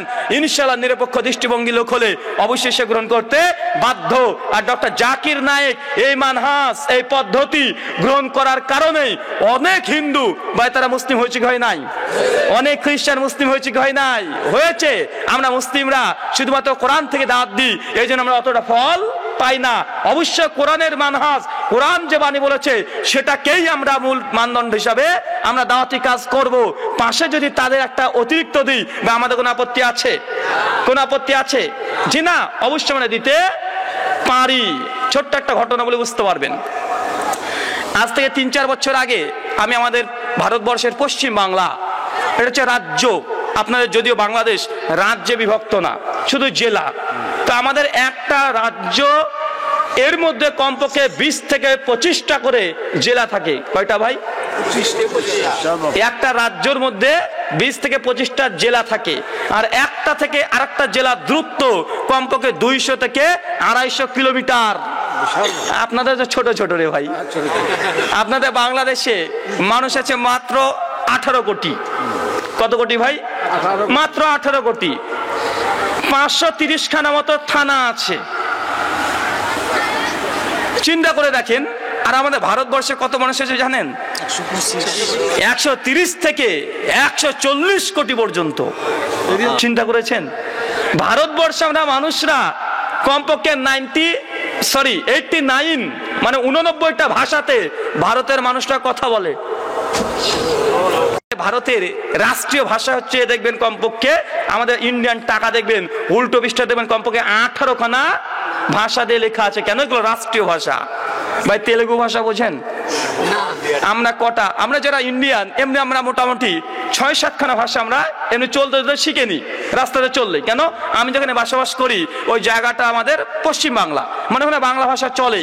মানে আমাদের এলাকাতে যদি 100 কিলোমিটার চলে যায় তারপরে হিন্দি। আপনি যদি কলকাতাতে নামবেন, মানে বাংলাদেশ থেকে যদি কলকাতায় যান, যাওয়ার পর যদি আপনি কলকাতা ঢোকার পর যদি বাংলা কথা বলেছেন তো মরেছেন। বাংলা কথা যদি একবার বলেন যে দাদা আমি এখানে যাব, এই কথা যদি একবার বলেন তো আপনাকে পেয়ে গেল, এর তো হচ্ছে মামু, পেয়েছি। কি করবে জানেন? কিছুই করবে না। আপনি বলেন দাদা আমি একটু ওই সায়েন্স সিটিতে যাবো, আমাকে নিয়ে চলেন।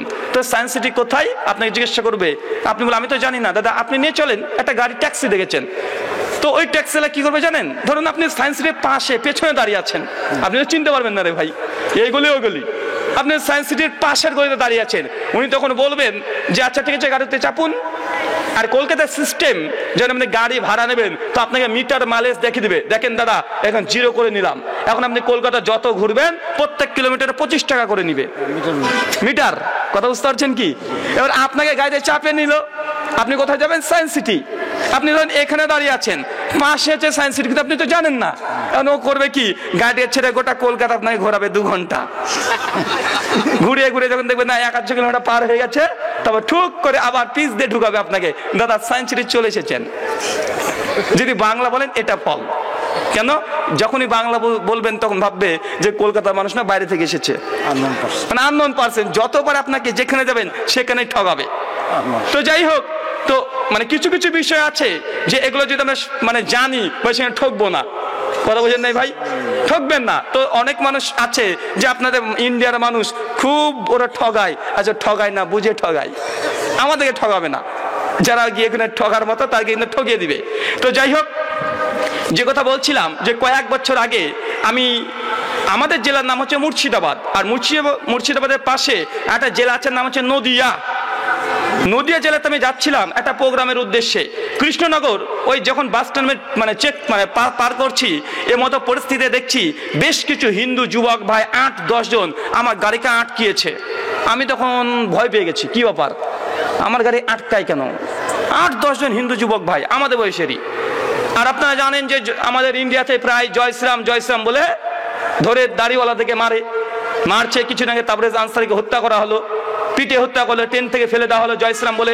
মুসলিমরা কিছুদিন আগে হাওড়া স্টেশনে সালাত আদায় করছে, নামাজ পড়ছিল, ওরা এক শ্রেণীর মানুষ তারা জয় শ্রীরাম বলে চিৎকার মারছিল। এটা সচরাচর হয়ে থাকে। তো আমি তখন ভাবছি যে কি ব্যাপার, আমার গাড়িকে আটকালো কেন, কিছু হবে নাকি? তা আমি তখন দেখছি অনেকজন আছে রাস্তার মধ্যে দাঁড়িয়ে আছে। আমি তখন ড্রাইভার বললাম গাড়িটাকে থেমে দাও। গাড়ির সঙ্গে সঙ্গে থামানো হয়েছে। একটু পর আমি তখন গাড়ির কাঁচ 2 ইঞ্চি খুলেছি মাত্র উপর থেকে, দেখি আগে ব্যাপারটা কি। আমি যখন খুলেছি তখন আমাকে বলছে যে মৌলভী সাহেব চাঁদা দেন। হাসতে হাসতে আমি যে চাঁদা, কিসের চাঁদা? বলছে দাদা আমাদের এখানে আসলে দুর্গাপুজো হবে, শারদীয় উৎসব, তো তার জন্য চাঁদা কাটতে এসেছি। আমি তখন বলছি আলহামদুলিল্লাহ, অন্তত অন্য কিছু নয়। আমি তখন বুঝতে পারলাম যে চাঁদা যখন কাটতে এসেছে বেটারা, তো এই সুযোগে একটু কালেমার দরটা দিয়েই দিই। আর আমার কাজ হচ্ছে এটা, যখন আমি রেল স্টেশনে থাকে পাশে যে থাকে, যদি হিন্দু থাকে তো হিন্দুকে দাওয়াত দিই, খ্রিস্টান থাকলে খ্রিস্টানকে দাওয়াত দিই। আর এখন তো মোবাইল আছে, মোবাইলে সমস্ত বইগুলো পাওয়া যায়, আর আমার গাড়িতে সবসময় এমনি বইগুলো রাখাও থাকে। তো যাই হোক, আমি তখন মনে মনে ভাবলাম যে বেটা যখন এসেছে অনেকজনই আছে, তো এই সুযোগে কালেমা দাওয়াত দিয়েই দিই। আমি তখন গাড়ির কাজটা পুরোকে নামিয়ে দিলাম। নামিয়ে তখন বলছি দাদা কি বললেন বুঝতে পারলাম না।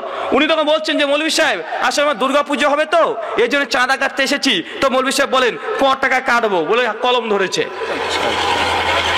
আমি তখন জেনেও না জানা ভান করে বলছি দাদা কি বললেন, কি পুজো?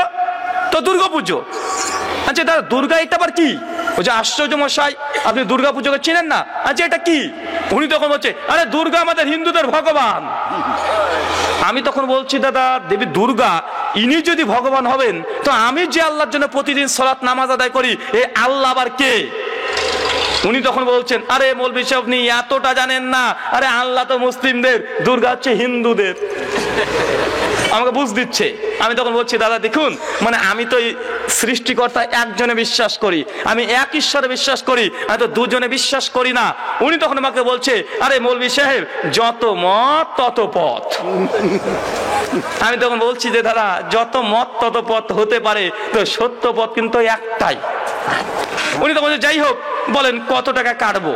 আবার কলম ধরেছে। আমি আছে ওকে দাওয়াত দেওয়ার তালে, আর ও আছে আমার কাছে টাকা নেওয়ার তালে। আমি তখন বলছি যে দাদা কিছু মনে না করলে, আর আপনার হাতে যদি সময় থাকে আপনার সঙ্গে কিছুক্ষণ কথা বলতে চাই, সময় আছে? উনি তখন বলছে জি ঠিক আছে বলেন।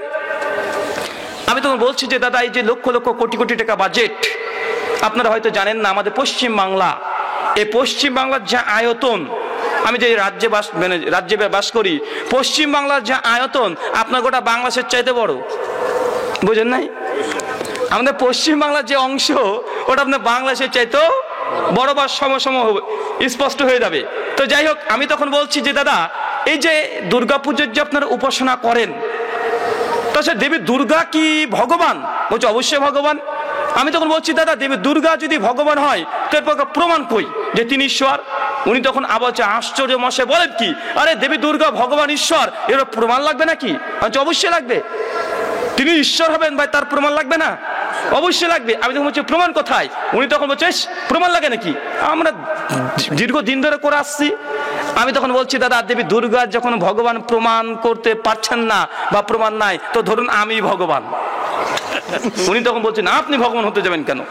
আচ্ছা আমি যে ভগবান না, তাহলে এটা প্রমাণ করেন।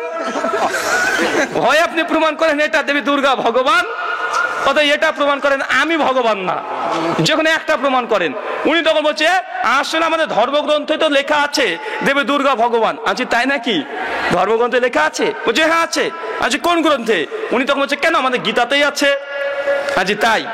আমি সঙ্গে সঙ্গে আমার গাড়ির ড্রাইভার যিনি আছেন, আমি বললাম ভাই পেছনে আমার শ্রীমদ্ ভাগবত গীতা আর 4খানা বেদ আছে, আপনি নিয়ে আসেন। আমার গাড়িতে সবসময় রাখাই থাকে, কেন এগুলো নিয়ে যদি ভারতে ঘুরি অনেক ফেসিলিটি আমার আছে। কেন?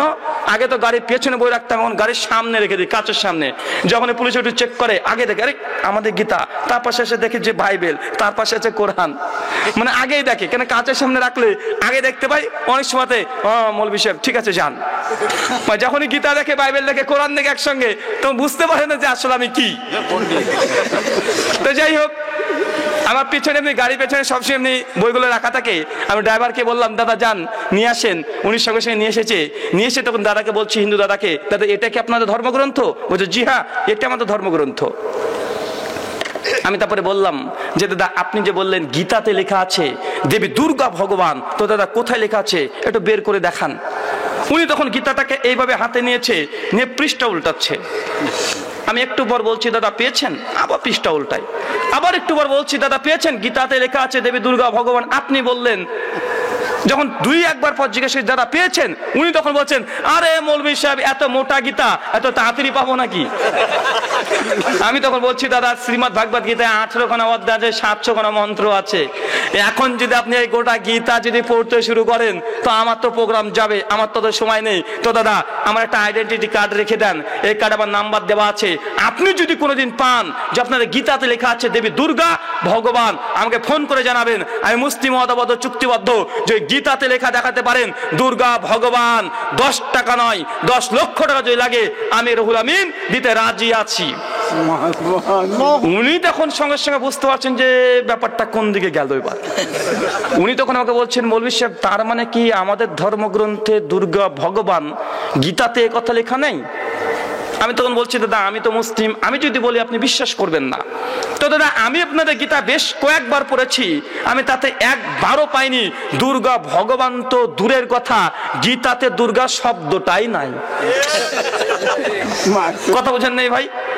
দুর্গা ভগবান তো দূরের কথা, দুর্গা শব্দটা গীতাতে একবারও ব্যবহার করা হয়নি। যেমন একটা হুজুর বলছে পীর ধরা ফরজ, ওকে কোরআনটা তুলে দিয়েছিলাম, বা পীর ধরা ফরজ কোথায় লেখা আছে? উনি বলছেন কোরআনে আছে। উনাকে ফাঁসিয়েছে এইভাবে। উনাকে তখন বলছি দাদা হুজুর তো পীর ধরা ফরজ কোরআনে কোন আয়াতে আছে? ও তখন পৃষ্ঠা উল্টিয়ে চলে যায়, ও হিন্দু ওই ব্যক্তির মতো। একটু পর আমি বলছি দাদা পীর ধরা ফরজ কোরআন থেকে দেখাবেন। তো কোরআন যদি পড়েন, বা কোরআন কোন ভাষায়? আরবি। তো ভাই বাংলাতে যদি পীর লিখতে চান কি অক্ষর লাগবে? প। যদি ইংরেজিতে লিখতে চান পি। যদি আরবিতে পীর শব্দ লিখতে চান কি অক্ষর লাগবে? পে বা পা। এবার মাদ্রাসাতে যারা পা দেননি তারা পড়তে শুরু করেন আলিফ বা তা সা জিম হ খ দাল জাল র জ শিন শিন সদ ওয়া ত জ আইন গান ফা কাফ কাফ লাম মিম নুন ওয়া হা হামজা ইয়া। ভাই প বলে কোনো অক্ষর পেয়েছেন? তো ভাই কোরআনে কোনোদিন পীর শব্দ লেখা থাকতে পারে? কোরআনে যেমন পীর শব্দ নাই, ঠিক একভাবে গীতাতে দুর্গা শব্দ নাই। আমি তখন দাদাকে বলেছি দাদা যদি এমনটা দেখাতে পারেন অবশ্যই মেনে নিব। উনি তখন একটু পর বলছেন যে আসলে মৌলভী সাহেব জানেন, আসলে আমরাও জানি যে মূর্তি পূজা আমাদের ধর্মগ্রন্থে নিষেধ করা আছে। উনি ঘুরে টুরে বলছেন দাদা আমরাও জানি যে মূর্তি পূজা আসলে আমাদের ধর্মে নাই। আচ্ছা দাদা করেন কেন তাহলে? উনি বলছেন দেখুন এটা মা দাদা পূর্বপুরুষদের হয়ে আসছে, পরম্পরা ধরে চলে আসছে, এই জন্য আমি করি।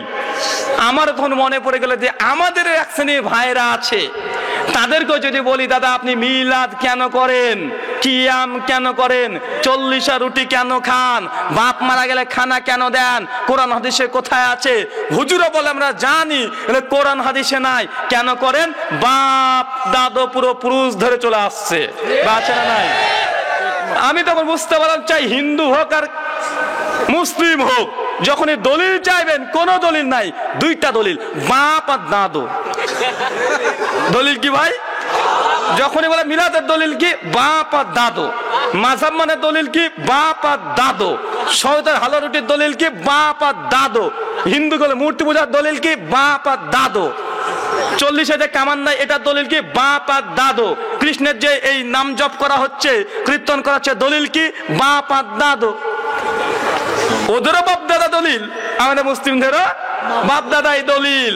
আমি তখন সেই হিন্দু দাদাকে বললাম যে দাদা, আপনি জানার পরে আপনি এই কাজ করছেন, ও যে এটিগুলো বাপ দাদা পুরো পুরুষদের হয়ে আসছে, এই জন্য আমাদেরকে করতে হচ্ছে। আমি তখন বললাম, দাদা আপনার সঙ্গে আমি আর কিছুক্ষণ কথা বলতে চাই।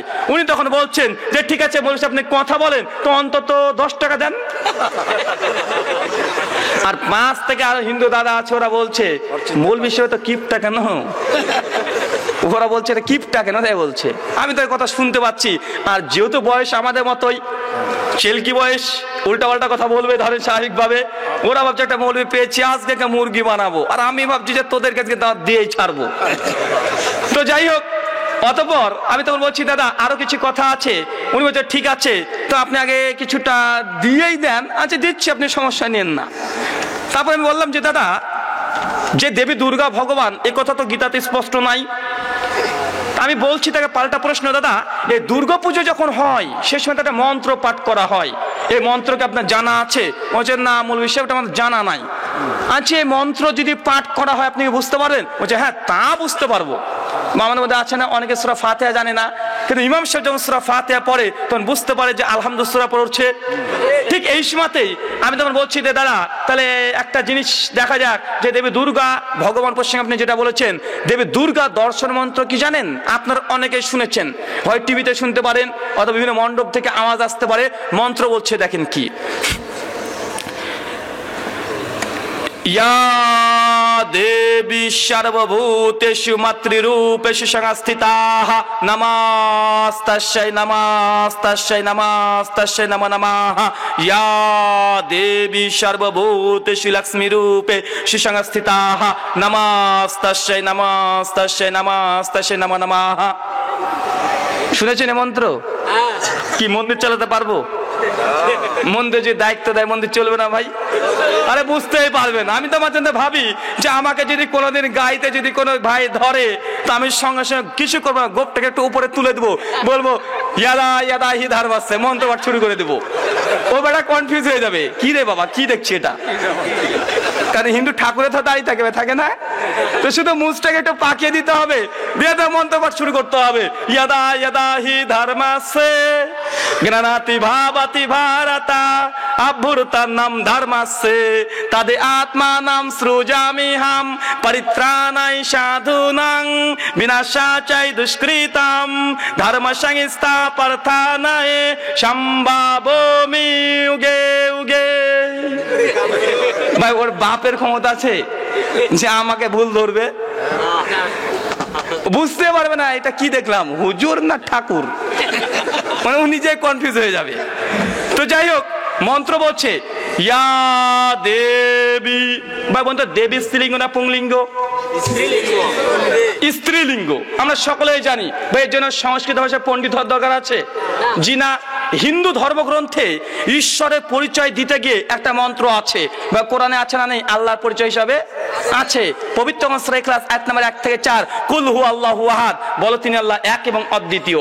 আল্লাহুস সামাদ, আল্লাহ কারো মুখাপেক্ষী নন। লাম ইয়ালিদ ওয়া লাম ইউলাদ, তিনি কাউকে জন্ম দেন নাই, কারো কাছে জন্ম নেন নাই। ওয়া লাম ইয়াকুল লাহু কুফুয়ান আহাদ, তার সমতুল্য তার সাদৃশ্য কোনো কিছুই নাই। এটা আল্লাহর কি? সে আল্লাহের সংজ্ঞা, আল্লাহকে চিনবেন কিভাবে? এটা আল্লাহর একটা সংজ্ঞা। ঠিক একইভাবে হিন্দু ধর্মগ্রন্থেও ঈশ্বর একটা সংজ্ঞা দেওয়া হয়েছে। কোথায়?